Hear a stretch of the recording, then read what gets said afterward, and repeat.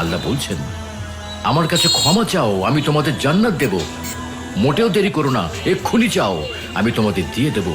দ্রুত ছুটে চলো আমার জান্নাতের দিকে। আমার জান্নাত পৃথিবীর মতো এত ছোট কিছু নয়, এত সংকীর্ণ নয় যে তোমাকে সেখানে গাদাগাদি করে থাকতে হবে, বায়ু দূষণের শিকার হতে হবে। আমার জান্নাত এত প্রশস্ত, 7 আসমান আর জমিন জুড়ে তার বিস্তৃতি। আমার এই জান্নাত তাদের জন্য যারা আমাকে ভয় করে, আবার আমার অনিঃশেষ রহমতেরও আশা করে। আমার জান্নাত নশ্বর পৃথিবীর মতো ক্ষণস্থায়ী নয়। পৃথিবীতে তোমাদের জীবন বড় অনিশ্চিত, কে কখন চলে যাবে তার কোনো নিশ্চয়তা নেই।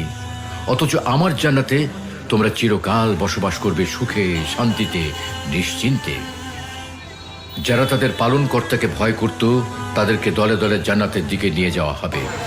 যখন তারা উন্মুক্ত দরজা দিয়ে জান্নাতে পৌঁছবে এবং জান্নাত